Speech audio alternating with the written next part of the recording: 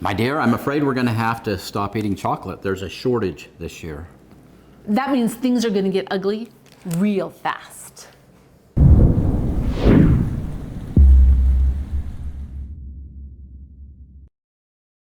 Hey, Provident Preppers, I'm Jonathan. And I'm Kylene, and this week I was a bit freaked out because in my inbox, I received this graph, which shows that there's been a really bad year for cocoa production, which in turn means that chocolate is not going to be as available, and when you can get it, it's gonna be really expensive.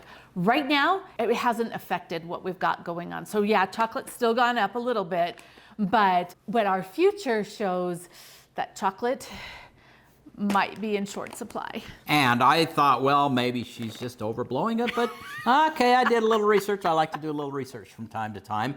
And yeah, 375,000 tons less this harvest season than last. And I also found out that they use cocoa in cosmetics and other stuff, pharmaceuticals and other stuff. So, you know, that kind of pinches the supply. So I kind of think we just need to not do chocolate anymore. You know, and quite frankly, that was my first conversation with him was, well, maybe now is a really good time for me to break this addiction.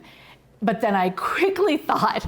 It didn't take long. No, so I had to go and double check our preps, and we discovered that we are woefully unprepared. And I know it's my fault because if I have chocolate, I eat chocolate. And it's kind of a happiness thing, you know, so sometimes I have to give in a little bit because, you know, happy wife, happy life, you know how that goes, but. It is so true. So when I inventoried our chocolate supply, I have about 6 months worth if I don't share with anybody.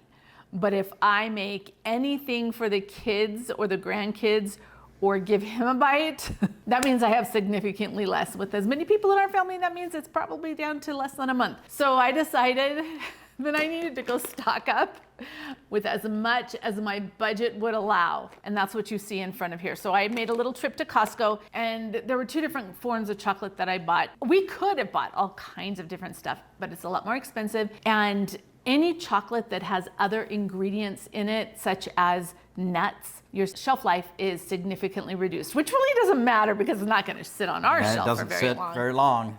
I bought clean chocolate chips and then the cocoa powder. And that enables me to make sure that I can make some different chocolate treats. And while, I don't know that this is, our target is always a year supply. I don't know that this is a year supply, but I think I know how I can make it into a year supply. First of all, let's talk about how we're gonna package this. So in order for chocolate, in fact, I have a whole video on this. So click the card in the corner and it'll take you to a video that I created all about storing chocolate for a little bit longer term. But let's do some buckets. So the best thing to store, the best thing would actually probably be to vacuum seal the chocolate chips. Well, we're not gonna do that because I'm not gonna have it that long.